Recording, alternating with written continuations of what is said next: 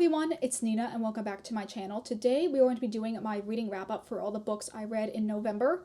In this month I read 7 books, and then I'm in the middle of 2 more.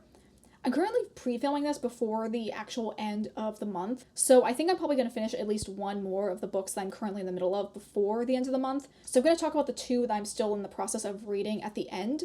I'm also going to go through and talk about a couple of the books that are going to be on my December TBR. I do have a lot of ambitious reading plans before the end of the year, but I only have a couple books that I'm like 100% sure I want to get to, so we'll go through them at the very end of the video. But with that intro out of the way, let's get into the video. A couple quick stats for this month. In terms of books I finished, I have read 4 YA books and then 3 adult, and then the other books I'm in the middle of, I have 1 adult and 1 YA. I think for the most part, all of the books I read were either fantasy or dystopian, which is just really one series that you will see shortly. I also had 2 rereads this month, although one of them is a little bit more fuzzy because I haven't read it since high school, and I'll explain that when we get to it as well. And for the most part, I enjoyed pretty much all of the books I read. None of the books I gave less than 3 stars. So overall, I'm very happy with my progress from this month. The first series that I read, which I had a whole dedicated reading vlog for, was the Hunger Games trilogy by Suzanne Collins. I feel like I don't necessarily need to give that much of a summary for what the series is about. This is a YA dystopian series that came out in the late 2000s, early 2010s, that follows our main character, Katniss Everdeen, who is a teenage girl living in a place called District 12. Each year, 2 young people are selected from each district to compete in a fight-to-the-death tournament called the Hunger Games. When Katniss's younger sister, Prim, is randomly selected, Katniss volunteers to take her place and kind of gets thrown into a larger plot with war, rebellion, and political intrigue. I did a full spoiler-filled reading vlog for the entirety of the series. Previously, I had watched the movies, but only for the first time in 2023. I definitely did not grow up with this book series or movies like a lot of other people my age did, but I had a lot of fun reading this series. This series really holds up, and I honestly kind of think might be better in 2023 than it was when it originally came out. I feel like there's so many interesting and relevant themes that get explored throughout the series. It's dealing with quite serious topics, but it never feels forced or fake. In terms of my ranking for this series, I gave the first book, The Hunger Games, 4 stars.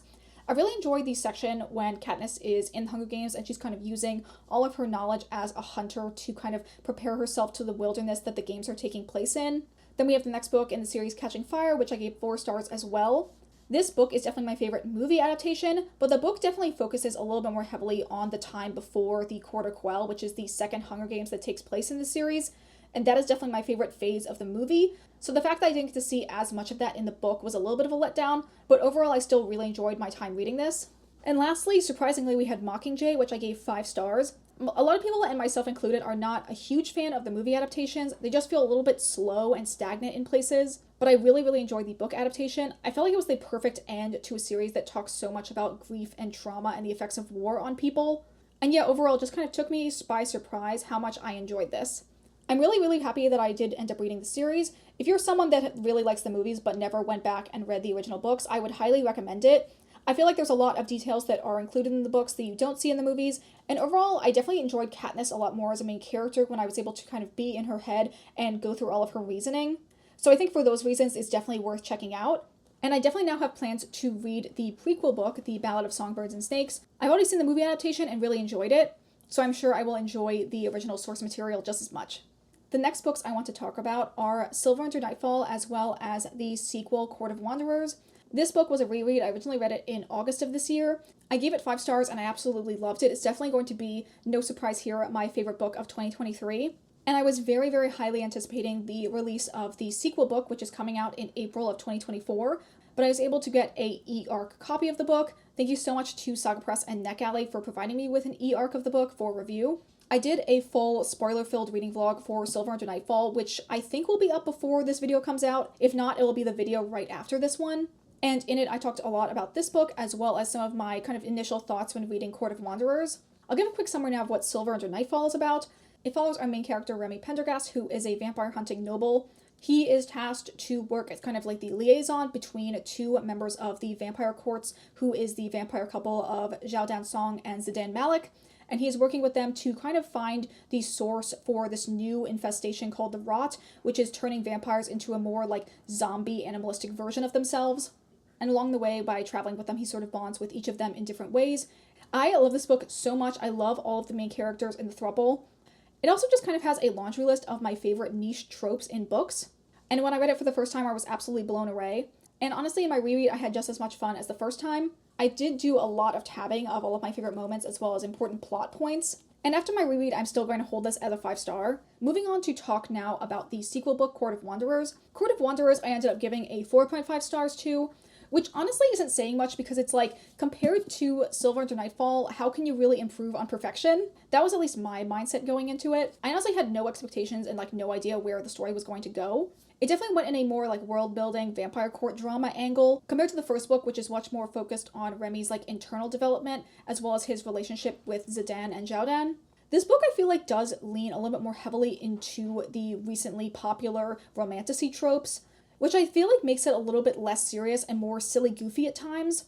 And I think because of that, it made me take the book a little bit less seriously, and I wasn't like as emotionally invested as I was in Silver Under Nightfall. That being said, I did really like a lot of the world building aspects, and it made me love each of the characters in the throuple so much more. I really did enjoy my time reading the sequel, and I'm definitely excited to pick up the audiobook when it finally comes out in April. The next book we are going to be talking about is A Curse for True Love by Stephanie Garber. This is the third and final book in the Once Upon a Broken Heart trilogy. It's hard to explain the overall plot of the series, especially this book because the previous book in the series ended on like a massive cliffhanger. But this is a YA fantasy romance series that focuses on the relationship between Evangeline Fox and Jax, the Prince of Hearts. He's a fate, which is just kind of this like immortal guy. It's hard to explain what he is without giving like a ton of in-universe context. Anyway, I ended up rating this book 3.5 stars, which I do think is a little bit generous because there were a lot of things in this book I did not really enjoy. I think it comes to a lot of like just like strange plot choices as well as some elements just kind of getting tossed to the wayside that we would have really liked a little bit more explanation for. And overall, just there not being that much Eva Jax. A common critique that I feel that I've seen a lot of other people say is the fact that there's not enough Jax and too much Apollo in this book. Eva Jax, which is the ship of Evangeline and Jax, is really like the core of the series.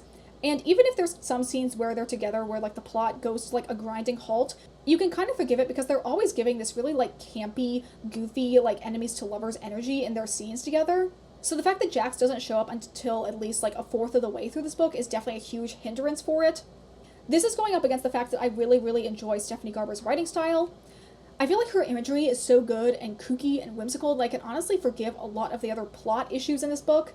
However, I do think by this third book, she maybe threw in one too many new, like, fantastical elements to the detriment of the older, more established elements kind of getting thrown to the wayside or not having as much explanation as they should have. Overall, I do still recommend the series, even with this more lackluster ending. As of this recording, it has been revealed that Stephanie Garber has another book coming out in 2024. We don't know too many of the details of it yet.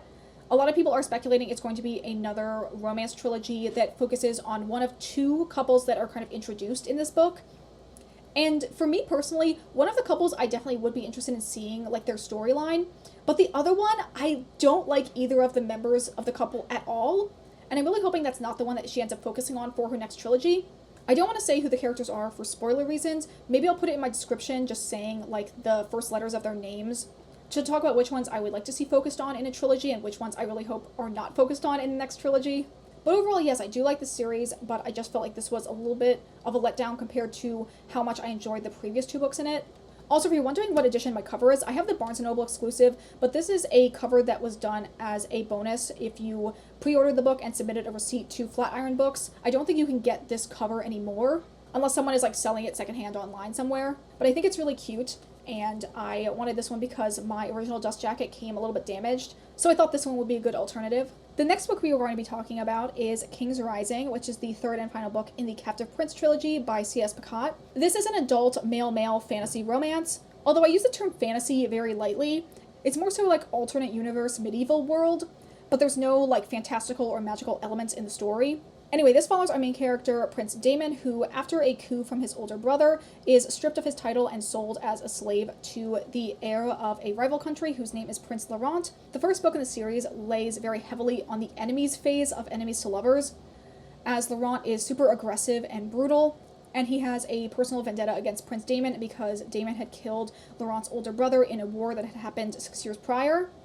At first, Daemon is looking for any excuse to escape and go back to his homeland so he can reclaim his throne, But when Laurent's uncle, the regent, starts kind of making power plays to discredit Laurent, as well as makes attempts on Laurent's life, Laurent and Damon strike up a truce to save both of their countries from an oncoming war. The first two books in the series I both gave 4 stars. I definitely think I like the second book in the series, Prince's Gambit, more than I do the first book in the series. And this final installment of King's Rising, I ended up giving 4.5 stars. Overall, I really like this series and a lot of the elements in it. I think the series has really good character development for both Laurent and Damon, and you can kind of see them grow and change throughout the story in a really organic way. I feel like the second book in the series, Prince's Gambit, is much more Laurent's book and kind of goes through the way that his brain works and kind of all of his reasonings for why he does the things that he does.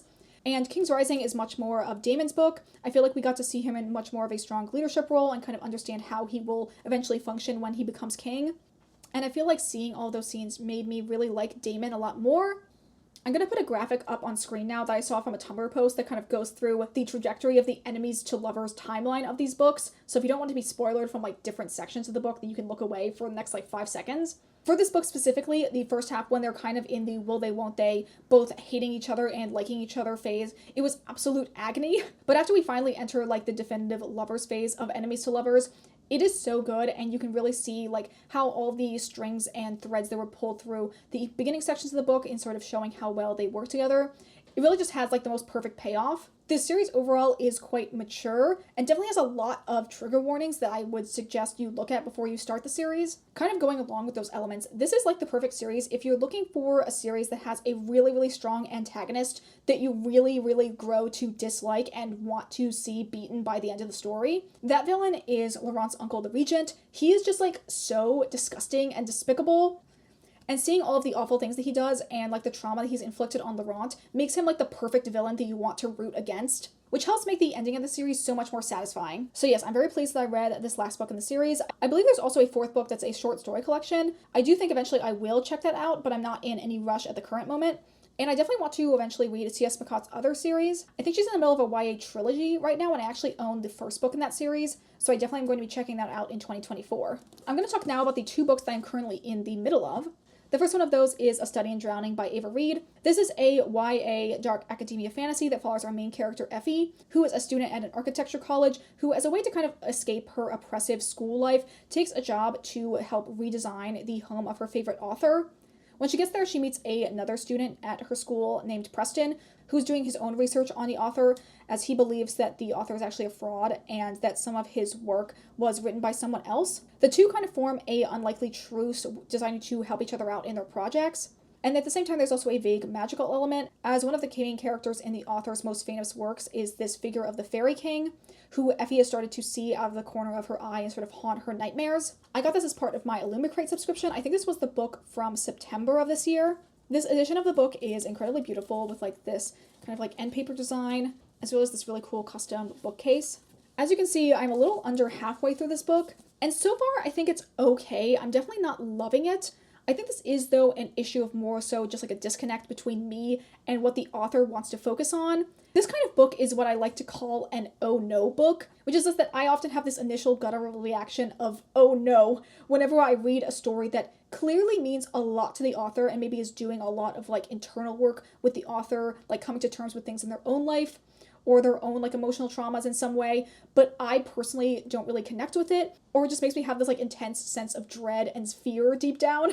I kind of feel like I did know it would be maybe like this going into it, because I believe Ava Reid's other 2 books deal with pretty serious topics, but I kind of thought since this was YA it would be a little bit more subtle, but that has not been the case. It's definitely been very pervasive throughout the entirety of the book. At the same time, though, it seems like the larger plot is maybe not as focused on those triggering aspects of the story, and those are definitely the elements that I am more interested in this book. There is definitely really good atmosphere because the waterlogged house that Effie is redesigning is just so gross, and you really get like fully immersed in how like decrepit and creepy it is. So obviously I'm not going to write it off, and I'm going to continue reading the rest of this book because I do want to know what happens in the end. Okay, the last book that I'm currently in the middle of is technically a reread because I read it back in high school. And that book is The Vampire Lstat by Anne Rice. This is the second book in the Vampire Chronicles series, the first one being Interview with the Vampire. This book follows our main character Lestat, who is a secondary character in the Interview with the Vampire. Interview with the Vampire is like an in-universe book that the character of Louis de Pointe du Lac wrote as a memoir. And Lestat here is in canon writing a book of his own life to kind of set the record straight on some of the things that Louis got wrong or missed out on. It goes through Lestat's entire life history, kind of talking about right before he was turned into a vampire and what happens after he was turned and sort of becomes the target of ridicule for another set of vampires that is living in the same city as him. Like I said before, I read this in high school, but I kind of am like, did I read the same book? But because there were so many plot details that I completely forgot about, there were definitely a couple scenes that really stuck in my mind, but a lot of other things I feel like I just didn't get or like didn't read as closely as I should have back when I was in high school. I overall am really enjoying this book. It's probably going to be a 4.5 stars, which is what I gave the previous book in the series. I love all of the characters, and I love Lestat's voice as the main character. He is just so incredibly funny. I also really, really love the character of Gabrielle, who is Lestat's mom. In terms of like the overall writing style, Anne Rice is really like unparalleled in terms of making her world feel so exuberant and lush. And you can really picture everything that's happening so clearly. That can kind of become a double-edged sword because it seems like sometimes Anne Rice's attention to detail can make it seem like it takes a while for things to get going. So you do get a lot of drawn-out scenes with a lot of internal dialogue as you're just like living in Lestat's head. But as we just established, I really like Lestat, so I don't really mind any of those scenes. So a kind of more meandering plot of them just like hanging around Paris is totally fine by me. I think I'm a little over halfway through this book. I kind of forgot this book is a 24-hour audiobook, so that's kind of why it's taken me so long to read through it. At the point I'm at right now, we're about to hear all of Armand's backstory, who is another character that's introduced in Interview with the Vampire. I know eventually he gets his own full prequel book, so I'm interested in seeing what Anne Rice established for his character in this first go-around, and then eventually what she expanded on for his own book. And yeah, overall I'm enjoying this, and I'm hoping that I can finish it before the end of the month. Although at the rate I'm going right now, it probably will not end up happening until like the middle of December at the latest. Okay, with that out of the way, those are all the books I read in November. Now let's talk pretty briefly about some of the books I have on my December TBR. The first one I'm picking out because it is Katie's Readings Patreon book club pick for December, and that is The Starless Sea by Erin Morgenstern. Originally, I was going to actually put this on as one of my 24 books I would read in 2024, but I guess that's getting moved up for the sake of participating in her book club. I previously read The Night Circus earlier on in February of 2023, and I really enjoyed it, so I feel like it would be fitting for me to read the other book that she has out. This is an adult fantasy that I've described as like the perfect book for people who love books and libraries. I believe it follows a young man who either gets a job or like inherits a magical library, and in there's like a door to another dimension or something like that. I think there's also like a queer romance as a side plot, which is always a plus for me in books, but I really feel like Erin Morgenstern is known as like the queen of no plots, just vibes. She is an author with a very inventive and beautiful writing style, so I do think I will enjoy this book considering how much I did like The Night Circus. The next book I have on my physical TBR is Kiss Her Once for Me by Alison Cochrane. This is a sapphic holiday-themed rom-com. This follows our main character who is, for some reason, either like acting as a beard or maybe they're each other's beard. Basically, she's fake dating this guy so he can get his inheritance, and as part of that, she has to go home with him for the holidays, and I think ends up falling for his sister. Personally, I am not a big fan of the ex's sibling trope in romance books, but because this is a situation where the main character and the guy that she's with are mostly fake dating and maybe are both gay and are each other's beards, and her falling for the sister is the actual romance of the book, and there won't be any like romantic drama with the brother, I think I will end up liking this. I think I can get the audiobook as well through Libby, so I end up dual rating this as both physical and audio. The last books I want to add to my TBR are kind of just like a general category of the fact that I really want to finish at least some of the series that I started this year. The first contender is The Queen of Nothing by Holly Black, which is the third and final book in the Folk of the Air trilogy. I really want to read this. I know I can get the audiobook and the physical book from the library, so I'm definitely going to prioritize reading that. And I also want to finish the Caraval series by Stephanie Garber. The last book of the series I have to read is Finale. I also can get the audiobook for this from the library. And it would be fun to be able to say I read the entirety of Stephanie Garber's backlist in 1 year. So this is another one that's very high up on my priority list to finish before the end of the year. I definitely will read more books in December, but I'm kind of just going to let myself mood read and just try and get as many books that I really have been looking forward to finished before the end of 2023. So that is a look at all the books I want to read for my December TBR, and that is pretty much it for this video. I would love to hear down below what your favorite books that you read in November were, and what are some of the highest priority books for you to read in December. As always, thank you guys so much for watching. If you enjoyed this video, consider liking, leaving a comment, or subscribing if you aren't already. Interacting with my videos in any way is really helpful for me as a small channel to get into the algorithm. If you would like to see my reading updates in real time, you can also follow me on the story graph, which is linked in my description as well. And that is going to be it from me today. I hope you all have a wonderful day, and I will see you all in the next video. Bye!